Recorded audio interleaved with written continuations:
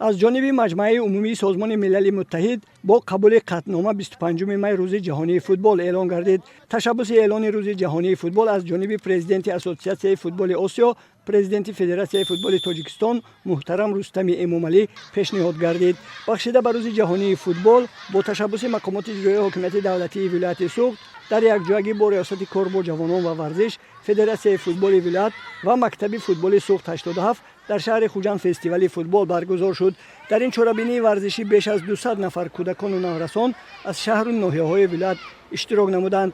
در فستیوال دسته‌های کودکان و نورسان از شهر و ناحیه‌های ولایت بین هم سبقت کردند و بهترین ها معین گردیدند. در این مسابقه فوتبال بازان دسته‌های اشت، سوخت 87 و خوجند صاحب 3 زینه فخری شدند. باعث خرسندی است که با تشبث پرزیدنت فدراسیون فوتبال کشور محترم رستم امامعلی 25 می روز جهانی فوتبال اعلان گردید. ما از همین تشبث دستگیری‌های فدراسیون فوتبال و حکومت جمهوری باعث می‌گردد که ما با باوری کامل می‌توانیم گفت که در آینده نزدیک فوتبال بازان نورس و عموما تیم ملی کشورمان تاجیکستان عزیزمان را در عرصه جهانی معرفی می‌نمایند. همچنین نمودهای گوناگون مشق‌ها با توپ و بازی‌های شفق‌آور از قبیل با سر زدن توپ به دروازه خرد به خطا وارد نمودن توپ، زدن ضربه جریمه‌ای به دروازه و دیگر نمودهای شفق‌آور راه‌اندازی گردیدند که در آنها کودکان و نورسان با شوق و هوس زیاد اشتراک نمودند. مورد به ذکر است که برگزاری چنین چورابینی‌ها از جمله فستیوال‌های فوتبال شوق و هوس کودکان را نسبت این نمود ورزش زیاد گردانیده در دل آنها مهر فوتبال را زیاد می‌نماید. در شهر و ناحیه‌های ولایت سوخت برای رشد و عمومیت فوتبال تدبیرهای ضروری اندیشیده شده. امروز کودکان و نورسان سرشمار و مشق و تمرین فرا گرفته شدند.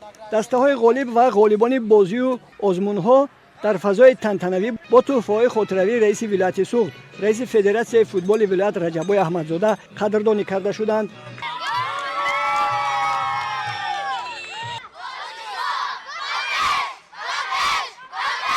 در ورزشگاه اسپارتاک شهر خوجند نیز بخشیده به روز جهانی فوتبال فستیوال فوتبال برگزار شد و این چورابینی ورزشی که با تشبث کلوب‌های فوتبال خوجند و اسخط خوجند راه‌اندازی شد، بیش از 200 نفر کودکان و نورسان جلب کرده شدند. مورد به ذکر است که نمود فوتبال که در دنیا محبوبیت زیاد دارد، با تشبث حکومت جمهوری تاجیکستان و فدراسیون فوتبال مملکت سال سال در کشور ما رشد و نمو یافته ایستاده است. در شهر و ناحیه‌های ولایت سوخت در این نمود هزارها نفر کودکان و نورسان مشق و تمرین میکنند و با آنها مربیان پرتجربه نازوکی‌های فوتبال را می‌آموزانند. همین فستیوال گذراندیم و باوری داریم که همین همه خرسند هستند این جوانان، این فرزندای ما و باوری داریم که در آینده از همین جوانان فوتبال بازای بهترین جهان پیدا می‌شوند.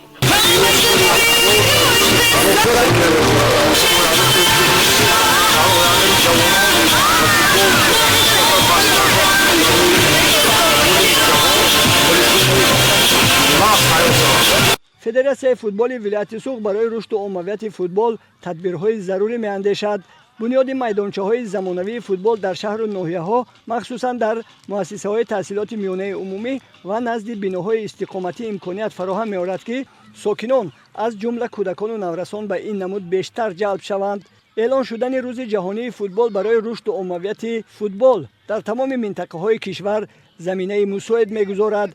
مورد به ذکر است که فدراسیون فوتبال تاجیکستان برای رشد و عمومیت فوتبال، جلب کودکان و نورسان و ساکنان گوناگون کسب و کار تدبیرهای ضروری اندیشیده ایستاده است. هدف از این اقدام پیش از همه سالمی جامعه به نظر گرفته شده است. در فستیوال مربیان دسته‌های خوجند و اسخط و کودکان و نورسان مشق‌های گوناگون ورزشی از جمله بازی با توپ را نشان دادند و آنها این مشق‌ها را اجرا نمودند. من خیلی خوشحالم که به فستیوال فوتبال آمدم. رحمت به دسته‌های خوجند و اسخط. من می‌خواهم که این همه فوتبال را دوست دارم. من آرزو دارم که در آینده دسته خوجند بازکنم.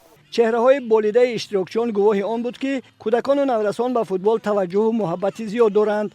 به همه اشتراکچیان فستیوال فوتبال از طرف کلوب فوتبال خوجند و کلوب فوتبال اسخط شهر خوجند توپ تحفه کرده شد. اشتراکچیان خردسال این فستیوال از این توجه و دستگیری‌های فدراسیون فوتبال ولایت سوخت و کلوب‌های فوتبال خوجند و اسخط بالیده روح گردیده عرض سپاس خود را به تشکیل کننده‌های چورابینی رسانیدند.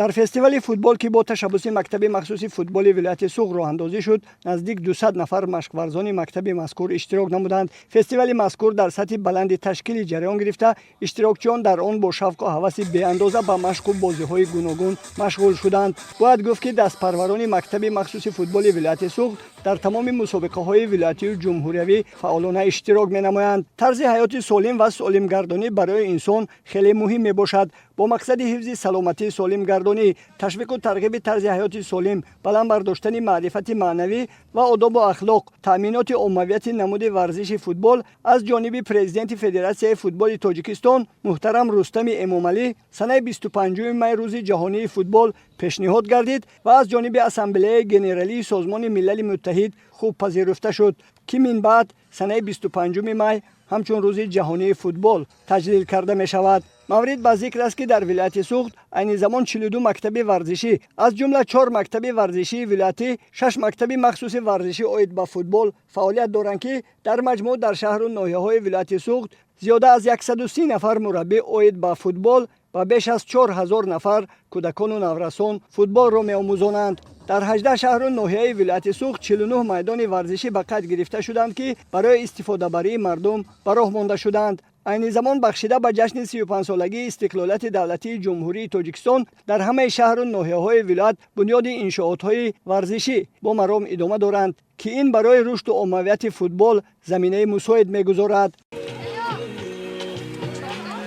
بخشیده به روز جهانی فوتبال، رهبریت و مربیان مکتب ورزشی رقم 1 شهر خوجند نیز فستیوال فوتبال تشکیل نمودند که در آن مشق‌ورزان مکتب در بازی‌های گوناگون با توپ مهارت سنجی کردند. در مکتب ورزشی مذکور در 14 گروه مشقی دائمی و 5 گروه ذخیروی با 510 نفر کودکان و نورسان 5 مربی پرتجربه نمود فوتبال را می‌آموزانند. دستپروران این مکتب ورزشی نیز در تمام چهاربینی‌های شهری و ولایتی منتظم اشتراک می‌نمایند. مورد به ذکر است که سنه 24 می در ورزشگاه 20 سالگی استقلالیت دولتی تاجیکستان واقع در شهر خوجند ولایت سوخت بخشیده به روز جهانی فوتبال فستیوال با شکوه فوتبال با اشتراک بیش از 5000 نفر کودکان و نورسان و تماشابینان سرشمار برگزار می شود. اشتراکچیان فستیوال فوتبال در مکتب ورزشی رقم 1 با تحفه‌های خاطروی قدردانی کرده شدند.